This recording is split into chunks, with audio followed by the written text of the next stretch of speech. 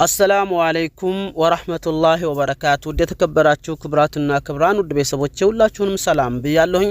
ዛሬ እጅግ በጣም ደስ የሚል መልካም መረጃ ነው የላችሁ የመጣሁት ከወደ ሳውዲ አረቢያ።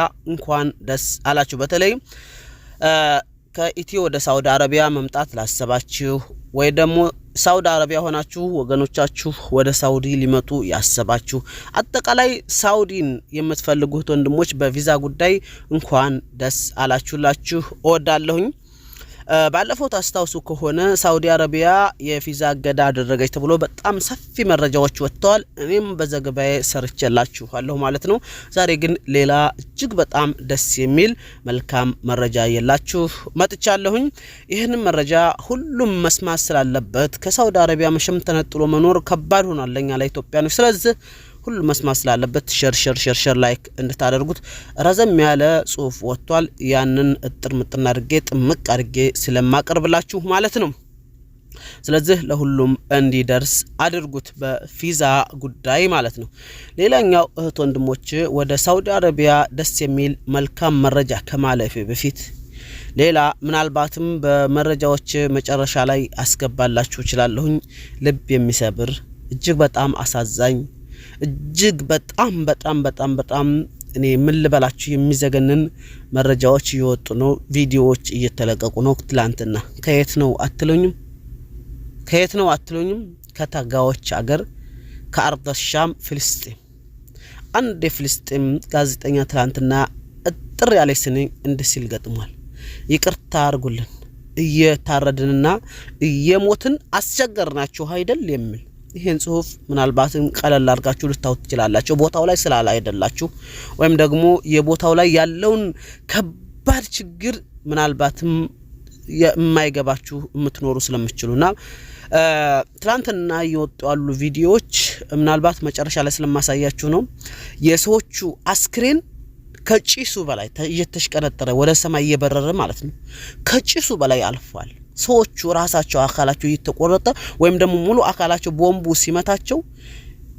ቦምቡ ምድሪቱን ሲመታት 25 ኪሎ ሜትር ንዝረቱ በጣም ከባድ ነው ይላሉ።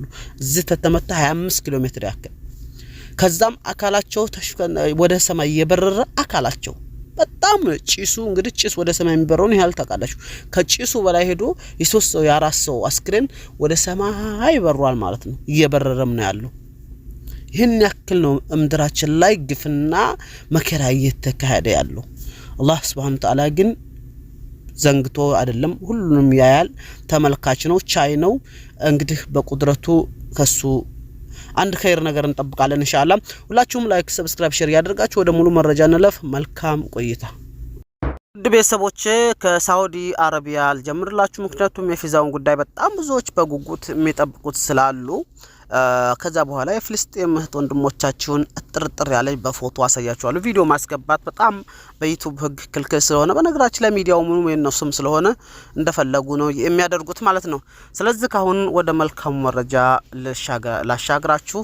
እናንተ ግን ላይክ ያደረጋችሁ ከቻላችሁ እስከ ፕሮግራም ፍጻሜ ድረስ ብታነቡ የፍልስጤም እህት ወንድሞቻችሁን ስቃይም ልታወት ይችላልላችሁ ማለት ነው። ከሳውዲው ቪዛ ባሻገር ሳውዲ ኢትዮጵያን ጨምሮ በ13 ሀገራት ላይ ጥላለች የተባለውን የቪዛ እገዳ ውድቅ አደረገች ይላል።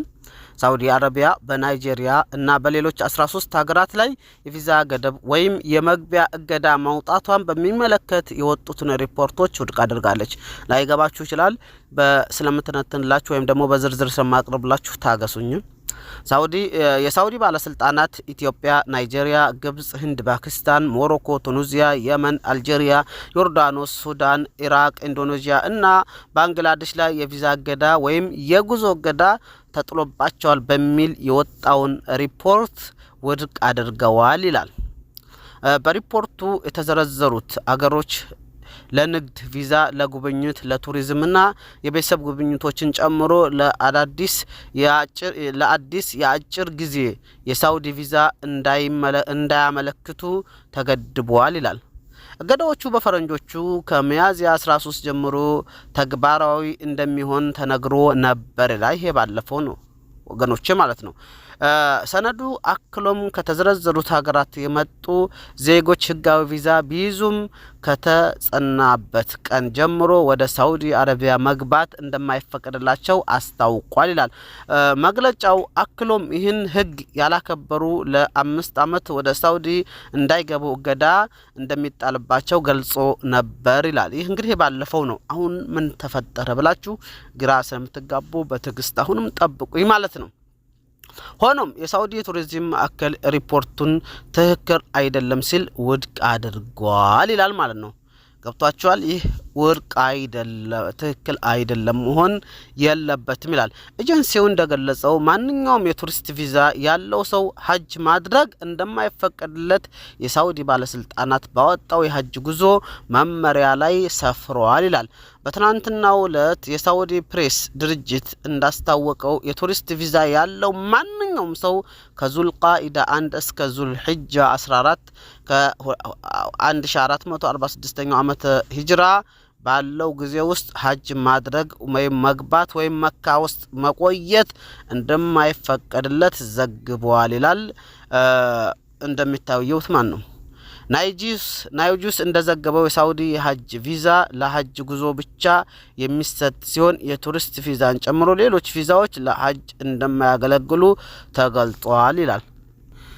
ሌላኛው ወደ አሳዛኙ መረጃ እንለፍ ውድ ቤተሰቦቼ። ይሄን ቪዲዮ ባሳያችሁ ደስ ባላይ ነበር፣ ግን ዩቲዩብ ስለሚዘጋው ምንም ማድረግ አልችልም። ዱዓ አድርጉላቸው። እንግዲህ የቪዛው ጉዳይ ገብቷችኋል አይደል? በአጭሩ የዓመት የተጣለው ቪዛ ውድቅ ተደርጓል ወይም ደግሞ ትክክል አይደለም ብለዋል የሳውዲ ባለስልጣኖች። ስለዚህ መግባት አለባቸው። በስ ክልክሉ ሀጅ ብቻ እንዳያደርጉበት ነው። ሀጅ ብቻ ማድረግ የለባቸው። ምሳሌ የንግድ ቪዛ ወይም የጉብኝት ቪዛ የ1 ዓመት መግዛት ትችላለህ አለ፣ ክፍት ነው፣ አልተዘጋም፣ መዘጋትም የለበትም ብለዋል። ሆኖም ግን በዛ ሀጅ ማድረግ አትችልም። ሀጅ ክልክል ነው ማለት ነው። በዛ ሀጅ ስታደርግ ተታስክ ለ5 ዓመት ወደ ሳውዲ አትገባም ማለት ይበስሙሃል ማለት ነው ባጭሩና በዛ ሀጅ ማድረግ አይቻልም። በንግዱም ሆነ በዚያራውም ሆነ በማንኛውም ቪዛ ማለት ነው። የሀጅ ብቻ ነው። ሀታ ለሳውዲዎችም ሆነ ለማንም የሀጅ ቪዛ ሀጅ ብቻ ነው የሚሰጣቸው። ከዛ ውጭ ባለ በሌላው ቪዛ መተ ሳውዲ ላይ ቆይተህ ከዛ ሀጅ አደርጋለሁ ማለት አይቻልም። በዚህ ሰበብ ነው የዓመት አገደች የሚባለው እንጂ ሌላውን አላገደችም። ምክንያቱም ቱሪስት ገቢ ምናምን ስለምትፈልግ ማለት ነው። ሰው ሀገሯን ሲጎበኝናት ብር ታስገኛለች። ዓለም ላይ ደግሞ ፖለቲካቸውም ይመቻቸዋል። ባጭሩ ሁሉም ዓለም ይሄ ስለሆነ ማለት ነው። አሁን ወደ አሳዛኙ መረጃ እንለፍ ውድ ቤተሰቦቼ። በቦምብ ብዛት የሰው አካል ወደ ሰማይ ከፍ አለ። አላህ የገዛ ምን ይባላል ያ ረብ ይላል ማለት ነው። እዚህ ጋር አንድ የፍልስጤም ጋዜጠኛ ያላትን አጭር ጽሁፍ ምናልባት ቦታው ላይ ስላላደለን ወይም የችግሩ ተቋዳሽ ስላልሆንን እነሱ ላይ ያለውን መከራ ክብደት ስለማይገባን እቺ ጽሁፍ ላትገባን ትችላለች። በአረበኛ ቀርቦ ወደ አማርኛም ተተርጉሞላችኋል። ይቅርታ አድርጉልን። እየታረድና እየሞትን አስቸገርናችሁ። ፍልስጤማውያን ጋዜጠኛ አነስ ሸሪፍ ንግግሮች አለቁ። ብልሃትም ሆነ ኃይል ነጥብ ከሰማይ እንጂ ከምድር የሚከጀል ነገር አንድም የቀረ አይመስልም። አላሁመ ገዛ አላሁመ ፍልስጤም ይላል ማለት ነው። ይሄ እንግዲህ ምናልባት ቦታው ላይ ላለ ሰው በደንብ አድርጎ ንግግሩ ይገባዋል። አላህ ነስሩን ያንጣላቸው። አላህ Subhanahu Wa Ta'ala ይርዳቸው። ምድር ላይ ሁሉም ወዳደር ስለሆነ ማንም ሊረዳቸው አይችልም እላችሁ ወዳለሁ። እንግዲህ የምታዩት ምድር የፍልስጤም ምድር ነው። በዚህ መልኩ ምንም የቀረው ገዛ ውስጥ በቦምብ ያልተደበደበ በታንክ ያልታረሰ የሚሳኤል ያልተገለጠበ ወይም ያልተገጠበ በደም ያልተቦካ ሰማዩ ብቻ ነው ይላል። ይቅርታ ማንበቡ ራሱ ተምታታብኝ። እንደምታዩት ባዶ ሰሃራ ነው ማለት ነው። ይሄ የምታዩት እዚህ ጋራ የሰው አካል ነው፣ በሮ የሰው አካል ነው። ይሄ የምታዩት ሰው በቦምብ ሲመታ እየተስፈናጠረ ነው። ይሄ ትላንትና በሰፊ ሲንሸራሸር ሚዲያ ላይ የዋለ ነው። በትልልቅ ሚዲያዎች ሳይቀር እየተንሸራሸረ ያለ ቪዲዮ ነው። ይሄ ብቻ አይደለም፣ በጣም 3 ሰው 4 ሰውም ታውበታላችሁ። ያመጣውት ጫፉ ላይ የሰው አካል እየበረረ ነው አየር ላይ የሚበሩ አስክሬኖች ይላል ይህ እንግዲህ አዲስ የተለመደ ነው ምናልባትም እቺም ድር ተተፈጠረ ዛሬ ድረስ የመጀመሪያ አዲስ የተለመደ ወይም ደግሞ አዲስ የታየ ትዕይንት ነው ካሁን በፊት ታይቶ አይታወቅም አየር ላይ የሚበሩ አስክሬኖች ሰው እንደት አስክሬን አየር ላይ ይበራል ብሎ አሁን አዲስ ሰምቶ የማያውቀው ወደፊት ወይ ታሪኩ ሲጻፍ ግራ ሊጋባ ይችላል ያላየ ማለት ነው እንደምታውቁት ነው ሰው በገዛ ምድር ክቡር ፍጡር የቦምብ መለማመጃ ሲሆን ከድብደባው ኃያልነት የተነሳ ከመሬት የተነሳው ሰው ሰማይ ደርሶ ይመለሳል የመሬት መንቀጥቀጥና ንዝረት 25 ኪሎ ድረስ ይሰማል እነኚህ ሰዎች ከአመታት በላይ የቻሉት መከራኮ ነው መኖርን የማያስመኙ ውድመቶች በፍልስጤም እንዲህ ከመድረቃችን በፊት አንድ ሰው ሞት የሁሉም ሰው ሞት ያህል ያስጨንቀን ነበር ድሮ ይላል ማለት ነው እንደምታውቁት አስክሬናቸው እየበረረ ነው ማለት ነው እንግዲህ ከአላህ ነስሩን ያንጣላቸው ሁላችሁም ዱአ አድርጉላችሁ ሁላችሁ ወዳለው የዛሬ ፕሮግራም በዚህ ልቋጨው እንዳይረዝምባችሁ ባጭሩ የተወሰነ ተረድታችኋል በሳውዲ ቪዛም ጉዳይ የሚፈልጉ ስላሉ ሼር አድርጉላቸው የፍልስጤም ወንድሞቻቸውም ጉዳይ የሚያሳስባቸው ወንድሞች ስለሚኖሩ ሼር አድርጉላቸው በተረፈ እናንተም ሐሳብ አስተያየታችሁን ኮሜንት ላይ እንድታስቀምጡልኝ እያልኩኝ በዚሁ ልሰናበታችሁ እገደዳለሁኝ ባላችሁበት የዓለማችን የምድራችን ዳርቻ አላህ ይጠብቃችሁ ወሰላሙ አለይኩም ወራህመቱላሂ ወበረካቱ ላይክ ያደረጋችሁ እንዲሁም ሰብስክራይብ ያላደረጋችሁ ወንድሞቼ ሰብስክራይብ እንድታደርጉ እያልኩኝ በዚሁ በሌላና በአዲስ ፕሮግራም እስከምንገናኝ ሰላም ቸር ቆዩልኝ ሰላም አለይኩም